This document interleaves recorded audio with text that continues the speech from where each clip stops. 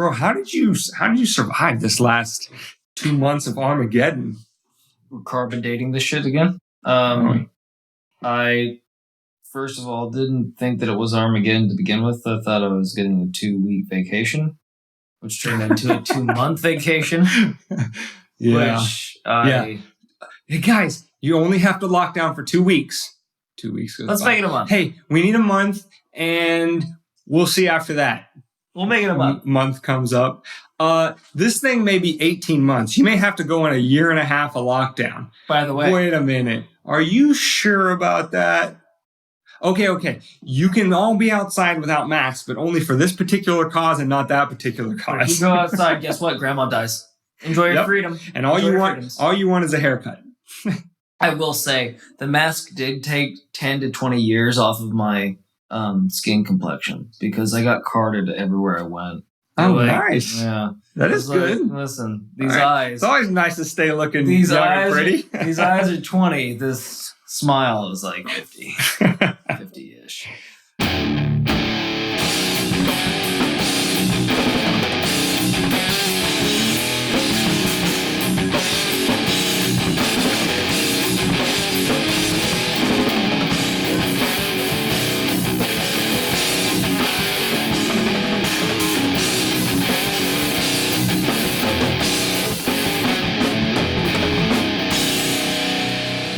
Welcome, everybody, to Weapons of Meme Destruction podcast episode numero uno. The first one after the intro, so I'm not going to confuse it. Yes, English, podcast episode 1. In English, there you go. Yeah. Sorry, didn't want to. In case you're not boy, if I would have kept going down that rabbit hole, we'd be here all day. Yeah. Episode 1, I'm Dane, and he is David. And that's not the gender pronoun that I prefer. It is David, please. Wingless mosquitokin. David. Mosquitokin. Or was it mosquito? No, it was a dragonfly. Wingless dragonflykin. Heard it? I've heard it. Look it up. It's a real thing. It's not a thing. Anyway, it's not a thing. I challenge you. Here's what we're talking. A challenge button on this. You know what? Next time you're talking, I'm gonna Google it. I'm gonna give you receipts. Don't you give me receipts. All right, so it's probably like a Babylon Bee article, and I'm going to really have egg on my face here in a second. Yeah, but fucker from The Onion or something The Onion or something. I'll be like, geez, Dane. Can't listen to anything you say. All right, so what's the meme of today? Here's the meme of today. Hey, what's the meme of today? We're going to tell you what the meme of the day is. And I'm right after these commercials. Which is Dane laughing. Yes. All right, coming back in. So, the Facebook censorship, and this is a question for the left. This might seem attacky or whatever on that side, but this is a question that I think it will be pretty obvious to most people in society which direction this conversation is coming from. But we're going to ask, you want Facebook censorship, you want Twitter censorship, you want things like, and again, this is not just the left, because Trump, is trying to do this stuff too with Twitter, wants to, affect what they can and can't censor. But the question is the internet, right? Net neutrality, the internet, social media, whatever. We want these things to be regulated as public utilities, or if they're not public utilities, we want them heavily regulated by the government because they're spreading fake news or, white nationalism or, Antifa or whatever. Everybody has something. So they say, well, this should be censored. My question is, based on your own principles, what you think is true about the world, do you think that that's a good idea? Have you heard of fascism? That's the question. Yeah, it's like when you wear matching clothes and like a matching watch, and then you put your shoes on one lace at a time, and then everything puts off this perfect look, and then people walk around, oh, by the way, with your hair cut a certain way, and then like your skincare products are on point. So like you look, again, the younger thing, especially with this COVID outbreak and the mask, you look like 5 years younger. And then everybody all the men want to be you and all the women want to be with you. And that's fascism. Am I off? To be honest, I wasn't listening. That's probably still the best.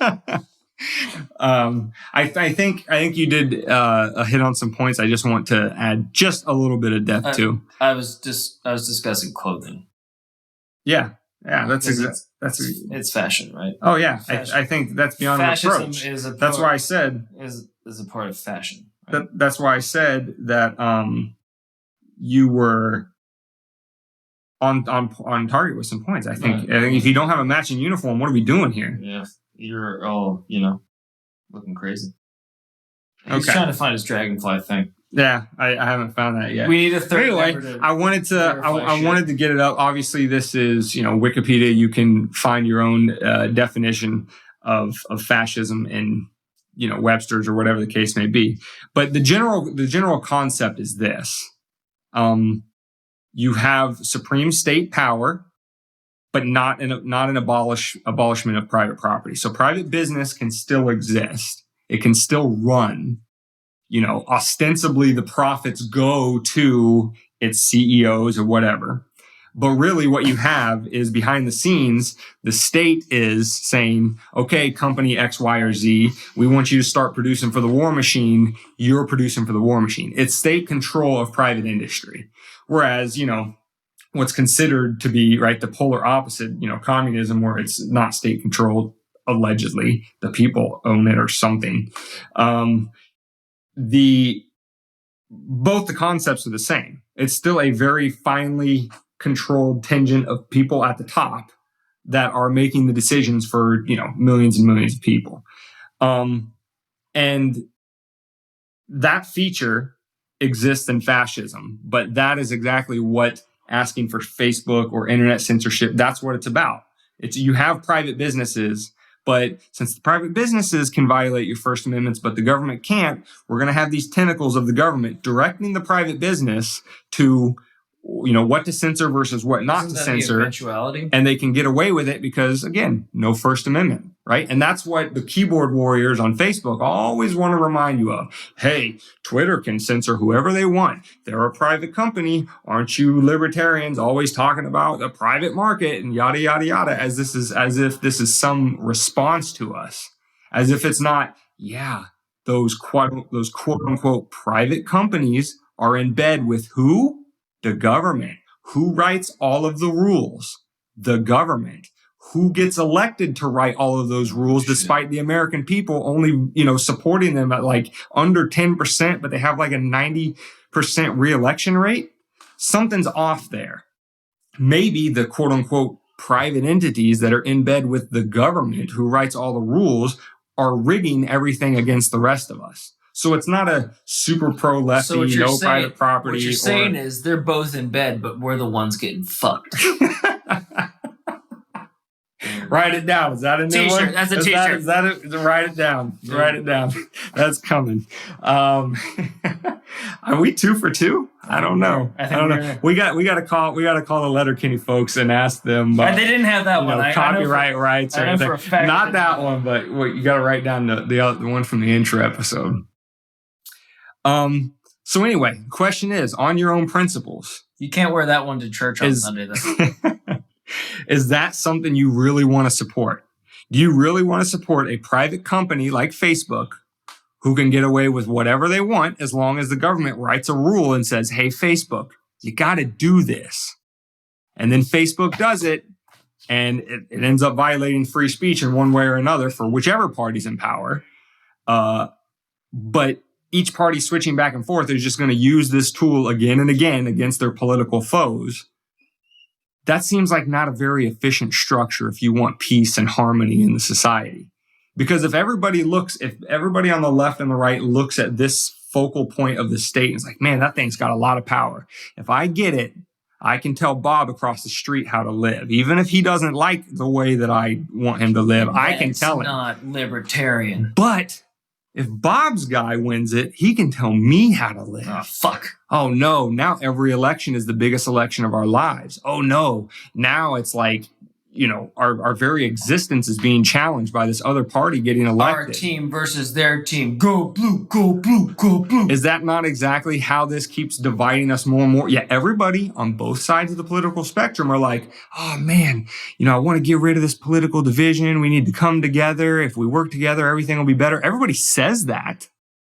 And then they break right back out into their camps and treat everything the other person says is evil and satanic, and everything my guy says is holy. And oh wait, they're both accused of sexual harassment, and there's a huge fundamental difference between them. How? I have a question. Can I interject?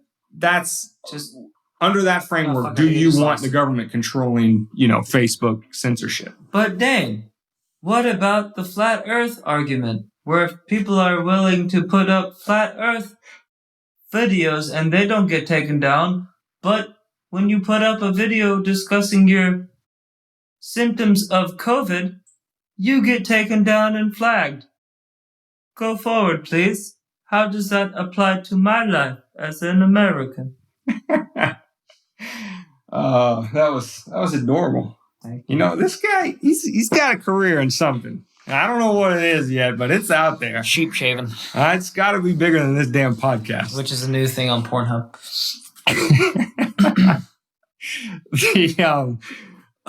The difference is based on two views of the world. The world is flat, or there is a controlled, concerted effort by very highly interested people at the very top with a lot of power to rig the game in their favor and against the rest of us.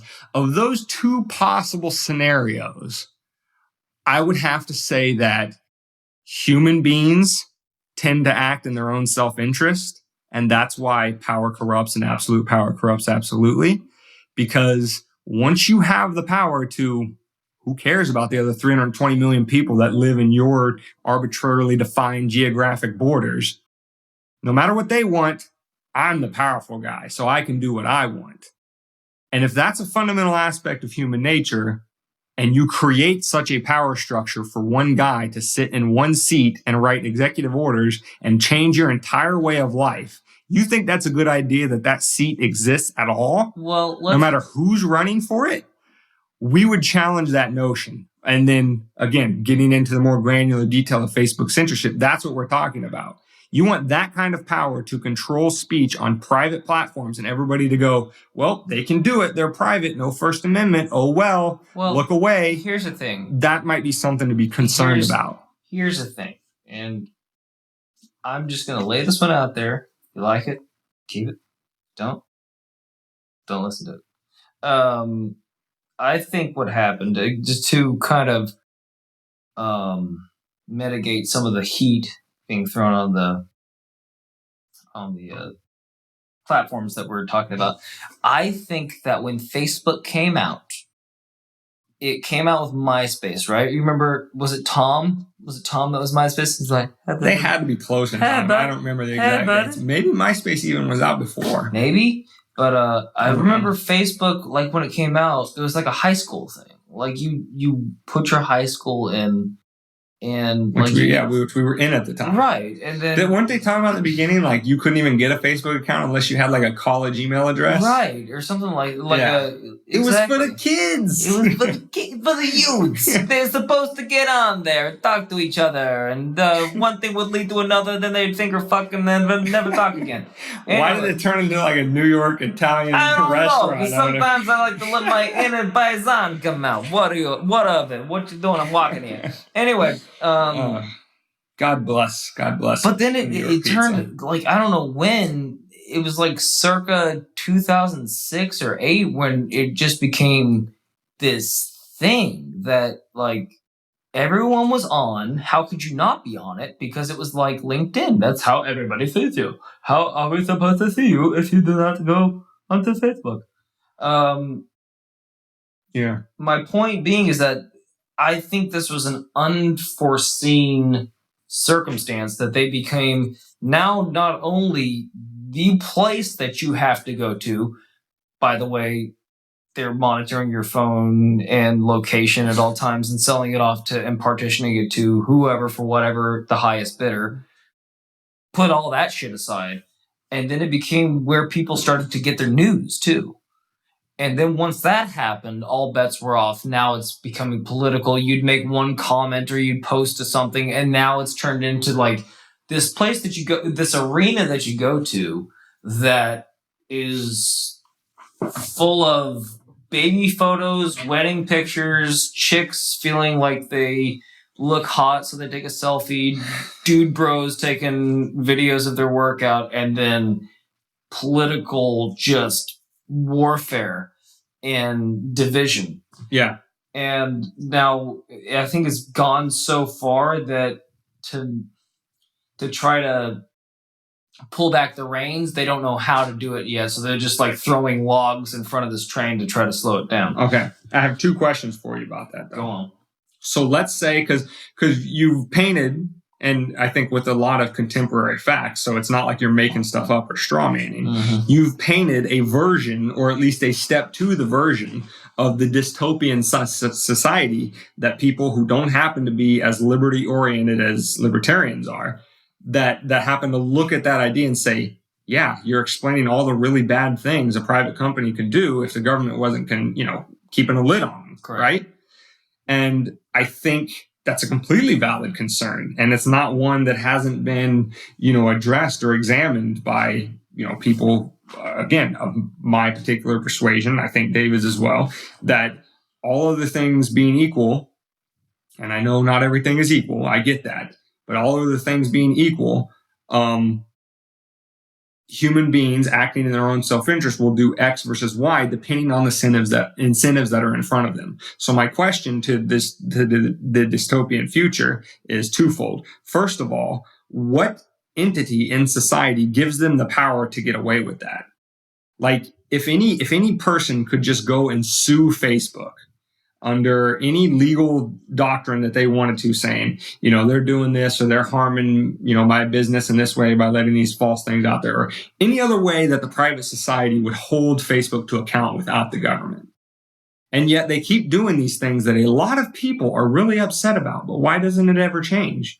Because people... Terms of service? Right, terms of service. So what I'm saying is... I got the question right. What I'm saying is, in a free society, how do we know that terms of service wouldn't be this one-page thing that the average person can actually read and understand versus this long legal... You know why that thing is such a long legal... Exactly. There's so many laws, exceptions to laws, protections from this, not... There's so much stuff going on there that only Facebook, the big companies that have the full team of lawyers can dedicate into making one of those things freaking legally ironclad, right, versus a small business who's just like, well, I think this one-page agreement and a handshake is going to be good, and they get screwed over or whatever the case may be. So what I'm saying is that in and of itself, that barrier to entry in the market, because again, if you don't have that thing ironclad, you get sued once, your company's busted before it ever gets going. All of those exceptions, almost to a T, are in compliance with statutory or government-made law, not common law where people are like, oh, well, we've had this dispute that's worked up through the courts for, decades or generations, and here's how the courts always come out on it, and we think it's fair, yada, yada, yada. That's how a free society interprets law, but a litigious, more of a civil society that has this top-down structure of we, this one central authority, make the rules. We have regulatory bodies in every aspect of society. And if you don't abide by those regulatory laws, well, you can't, you haven't paid to play, so to speak. You want to talk about pay to play to get your own economic security. That's pay to play. So what I'm saying is that's the government that Facebook's currently operating in. My, again, idea of a better version is a free society where that doesn't exist. So how do we know that in that free society, that business wouldn't act differently, more in conformity with what its customers actually want, because they can't appeal to this power structure to protect them. Right. If they want to keep their customers, they have to provide a better service at a lower price that people trust. And so they're going to be more responsible to their consumers instead of all these outs. The second question that I would have for what you had is, okay, let's assume that those human beings wouldn't able to be checked by the market or whatever the case may be, and they started spying on your emails, coming to your door, doing no-knock raids, all that kind of stuff. How would that be different than what we're currently living in? Let's just say So even the worst possible idea of a world ruled by unregulated companies, right? The worst you can possibly imagine out of that potential future is exactly what's happening now. You still have public-private provision of jail services, which creates this twisted incentive structure to lock people up for a long period of time. Just because they're private and then leads to bribery is not what makes them bad. It's the fact that they're private and have the ability to capture the regulatory structure, to capture the state through lobbying and write the rules in their favor. My question is, A, how are we certain that system would exist when the power structure to lobby doesn't exist? How would we know that that same situation would arise in a free society? There's your, hopeful, bright view for why we should try this. And your more neutral to negative view is, okay, let's say you're right and the private companies do all that stuff. How would it be different than what we have today? How would it be different to one man, Donald Trump, being able to put his hand on a button and completely vaporize countries? That's the system that we've created. And whether he cheated to get there or whether he got there through legal means and the majority of the American people voted him in, and whatever the case may be, we as human beings have created a system where that guy, with all of his character flaws, we either did not because we're a fallen society, or we failed to, even if we're a well-intended society, keep him from that office. So now as everybody sits here and ponders the end of the world because Trump has the nuclear codes, what I'm saying is society has been complicit in putting that much power in that one chair for way too long. And if you're only worried about Trump sitting there and not the fact that the chair exists, hold on. That's the concern. I appreciate that long diatribe, and we ended up at the Oval Office, obviously. Yeah. That's what they're asking with Facebook regulation. Trump sits in the office today. His regulatory agencies are writing the rules. So if you want that to happen now, and you think Trump's a dictator, wasn't takeover of the media one of the first things the Nazis did? Like, again, take your own rhetoric seriously. Is he literally Hitler? Okay. Do you want, quote unquote, literally Hitler to have that kind of power? I was going to try to bring it back to Facebook. Okay, sorry. Yeah. I was going to... Back to Facebook. Bring it on back to Facebook. You win. What was the safe word? Seafoam green? No, sea cucumber. Sea cucumber. Was I close? Seafoam green. You said sea. Okay, but also, are sea cucumbers green? No, I think they're black, and if you fuck with them... Are you sure? We'll have to... I don't know how to say that properly. Anywho, when you mess with them, they let the little hard pause. They let the little. You fucked up my shit. They let the little threads out that look like they're. I remember this from the Wild Boys. Remember Steve-O and yeah. So they anyway. So whatever color there are, sea cucumbers are not seafoam green. Whatever. You're just mad. Proceed. No, I don't have anything to proceed. I was trying to bring it back to Facebook. And we're back. That's where we're at. Works. Like, what I'm trying to say is that I don't think that Facebook ever thought about. I mean, definitely at its inception, didn't think about self-regulation because all it would be was just people connected with each other. Hi, I'm so and so. Want to hang out? Yeah, sure. And now it's turned into this huge conglomerate that dictates where. Society's viewpoints look and what the hot button issues are for today or tomorrow or next year. Mm-hmm. And then they can also kind of through their algorithm that they come up with that they themselves admit and other people have said, why is your knee so cold? And why is it on me? More importantly, I should have asked the first question. Goddamn question. The mic's in the goddamn middle, and we've had a discussion about how flimsy that certain structure is too, and you just keep chopping away at it. I didn't push it away from the wall, though. My point being is I'm losing my point, so I gotta stay on topic. I know because said I talked for a long time. Right, you chatterboxed it up.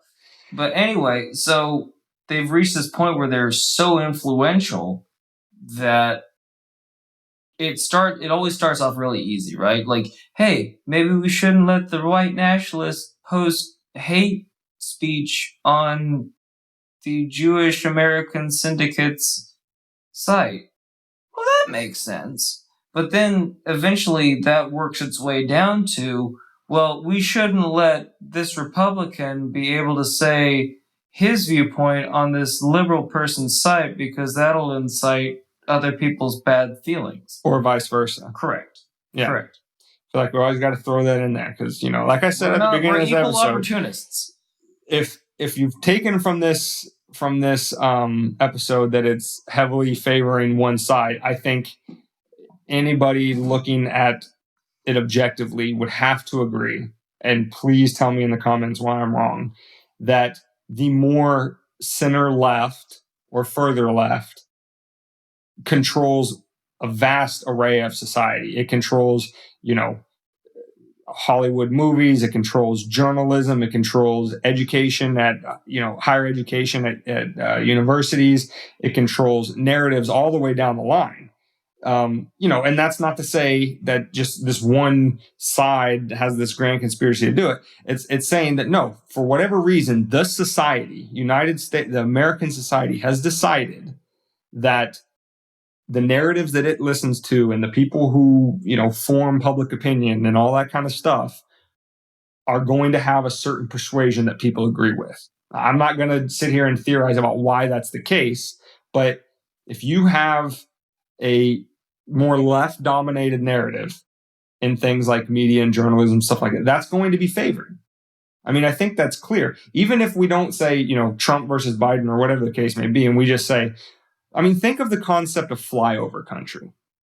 Think about what that's really rooted in. That which is some of us may or may not be from. Yeah. That's thinking, coastal elites. Again, and I'm not even going to inject morality in this to say they're good or bad people. Doesn't matter. Coastal elites educated at, prestigious universities and or, just being from cultured cities. New York City as opposed to Dayton, Ohio, say, for example. Well, let's put a pin in that. Culturally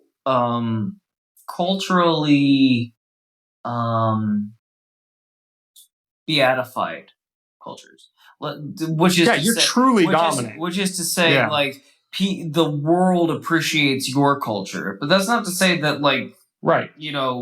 Wisconsin doesn't have its own culture, Texas doesn't have its own culture. They clearly do. Right. And that's not to say nobody knows what Wisconsin. Well, that they probably sound a little bit like this. I might mention some cheese quesadillas. You want a little quesadilla? Maybe some chicken in there gets your protein. Huh? Well, we did Italian guy from New York last time, and now we got Betsy from Wisconsin this time. No, that was this time too. I did Italian earlier. Remember? Oh, was that the same episode? Whatever. They all run together. All two of them run together. We appreciate that you guys are sticking through us. With us.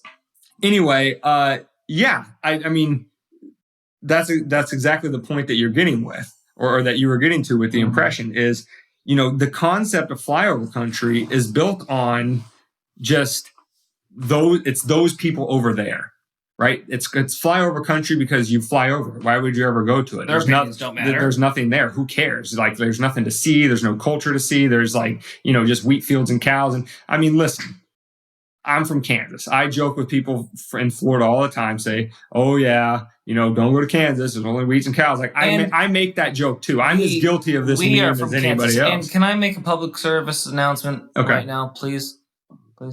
And I prefer it. Listen, if you ever encounter somebody else that's from Kansas, and you're gonna feel the need to, it's gonna creep up in like a sneeze. You're gonna want to let it out, you've had a hard night drinking, and you just need drinking, because that's a thing now.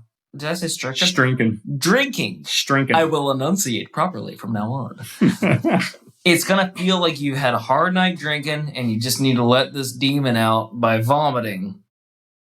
And you'll feel a lot better afterwards. Come on, it's not that bad. It's pretty fucking bad, dude. I know it can be, but you're making it sound like that's fucking every damn time. You are feeding into the exact meme that we're talking about. I understand, but if you fucking tell me one more time I'm not in Kansas anymore, Toto, I fucking swear to God I'll bite your jugular out. I'm done with it. And if you say it to a Kansanian, such as ourselves, we might do the same damn thing to you. That's all I'm saying. Cut the shit.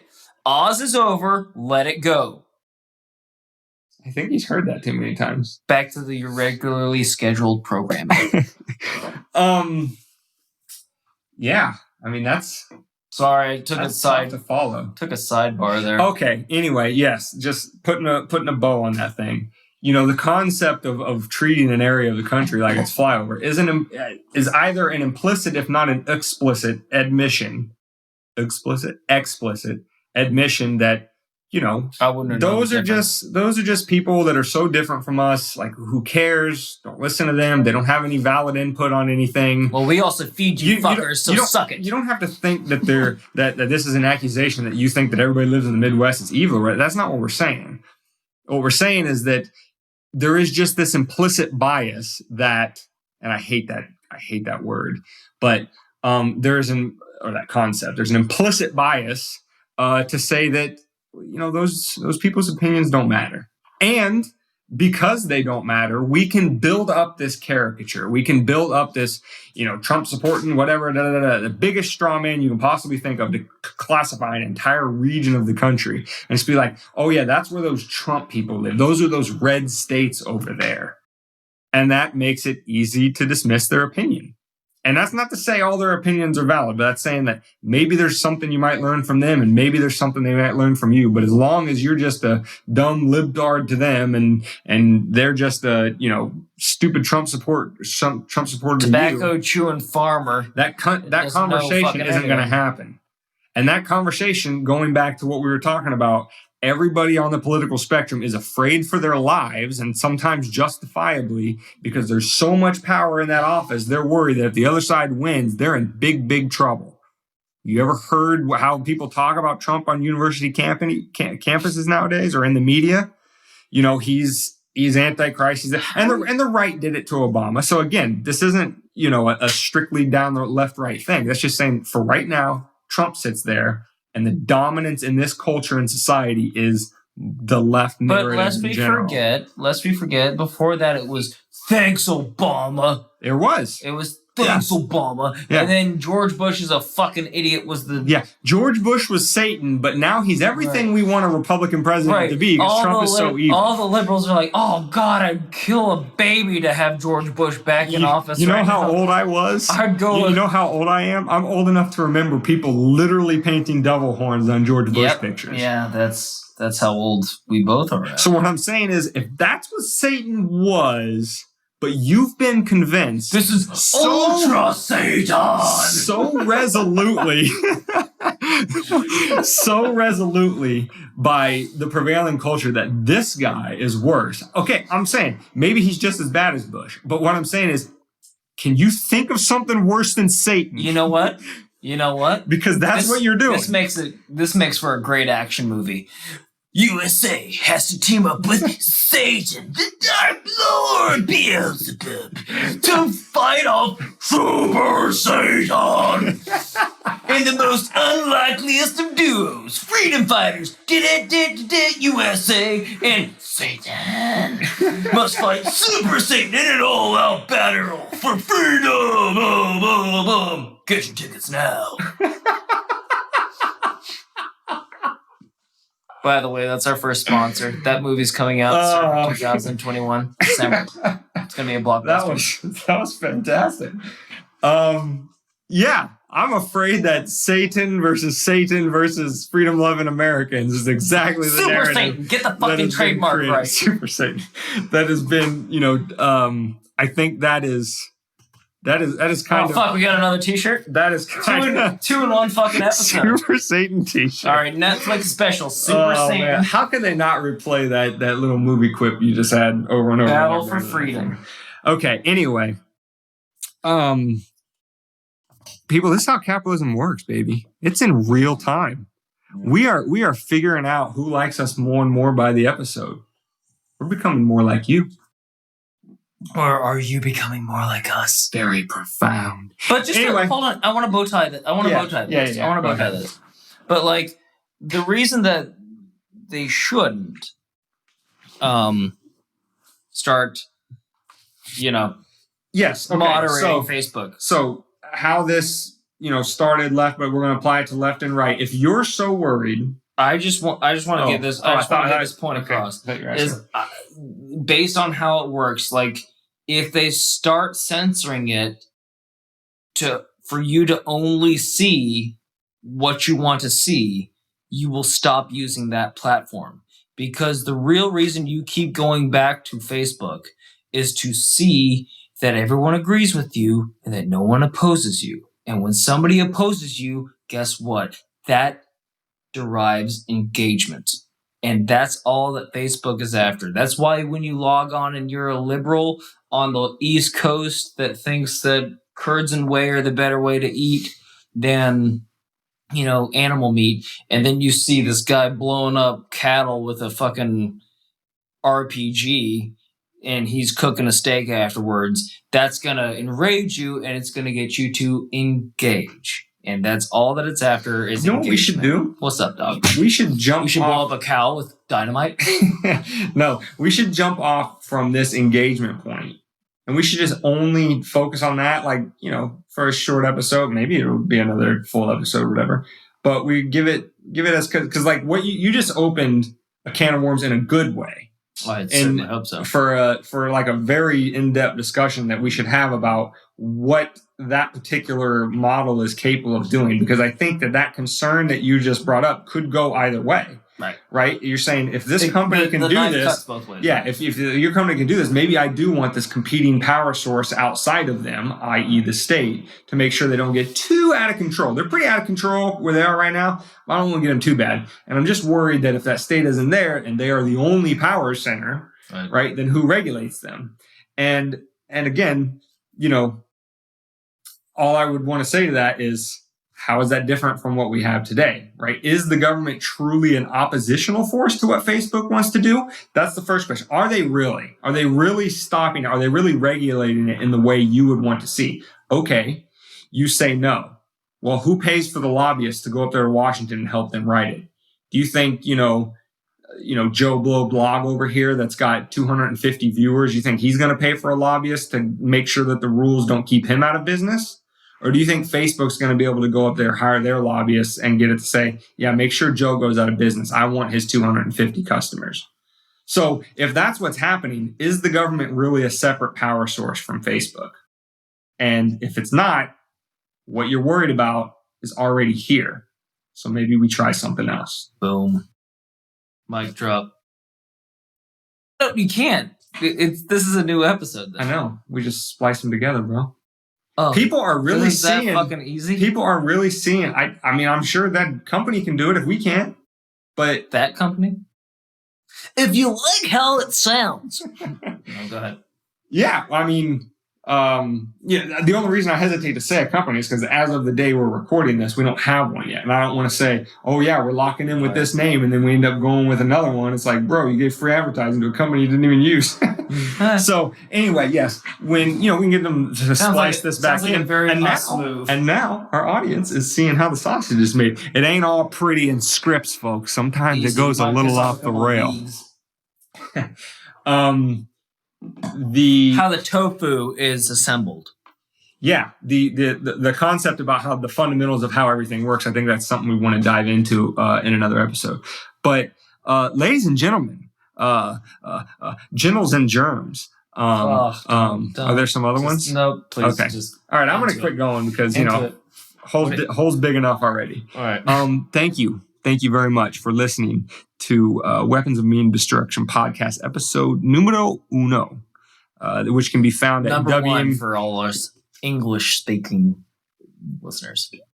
Which can be found at wmdpodcast.com/1, where you will find this episode recording for download, and you will also find show notes for this page, for this episode.